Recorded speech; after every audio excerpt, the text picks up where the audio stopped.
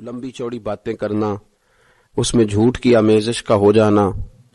غیبت کا شامل ہو جانا، بہت ساری آلائشوں سے اپنی زبان کو بھر لینا، منع فرما دیا، میں حکم دے دیا کہ تم اس طرح کرو، تم میری یاد میں لگ جاؤ، تم صبح و شام میری پاکی بیان کرو، تم میری طرف متوجہ ہو جاؤ۔ رسول کائنات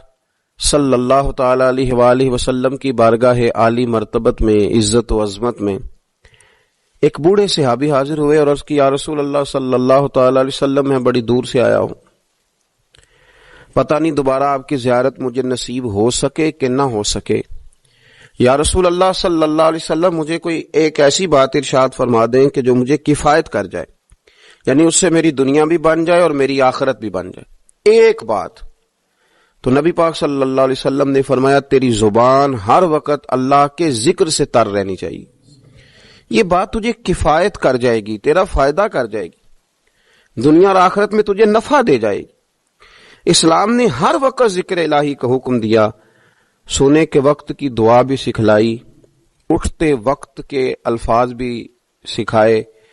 اسلام نے کہا کہ کھانا کھانا ہے تو بسم اللہ شریف سے شروع کر لینا، اور جب ختم کرنا تو الحمدللہ پہ ختم کر لینا، جب تمہیں کوئی چیز بھلی لگے تو پھر ماشاءاللہ کہہ لینا، جب کوئی مصیبت آئے تو انا للہ و انا الیہ راجعون پڑھ لینا، اور جب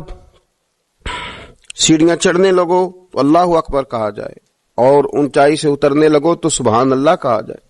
گویا ہر موقع پر اللہ کی یاد کو، اللہ کے ذکر کو، رب کریم کو ہمیشہ یاد رکھا جائے۔ رسول کائنات صلی اللہ علیہ وسلم کے بارے میں سیدہ طیبہ طاہرہ حضرت عائشہ صدیقہ رضی اللہ تعالیٰ عنہ فرماتی ہیں کہ اللہ کے رسول علیہ السلام ہر وقت اپنے رب کو یاد کرتے تھے، ہر وقت حضور اپنے رب کو یاد کرتے تھے، ہر وقت اللہ کے محبوب صلی اللہ علیہ وسلم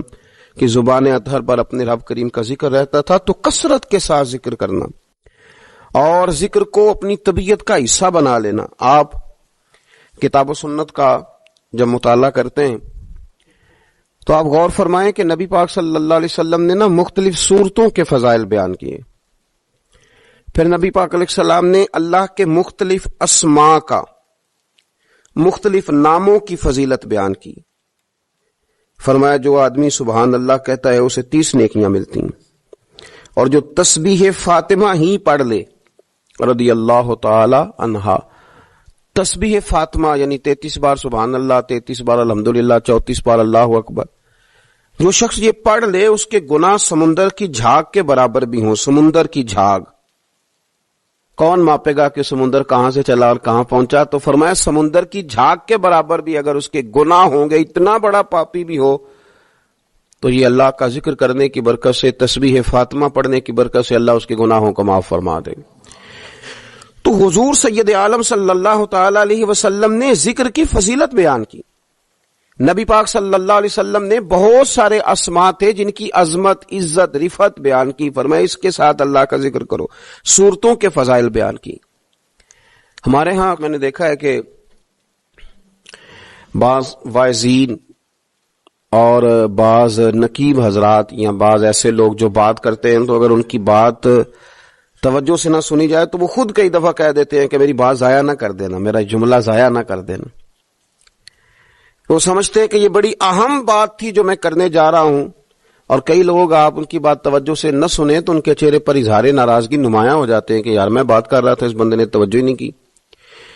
تو نبی پاک صلی اللہ علیہ وسلم کی جو باتیں ہیں، جو حضور نے فضائل بیان کیے کہ لا حول ولا قوت الا باللہ تمہیں غموں سے نجات دے گا،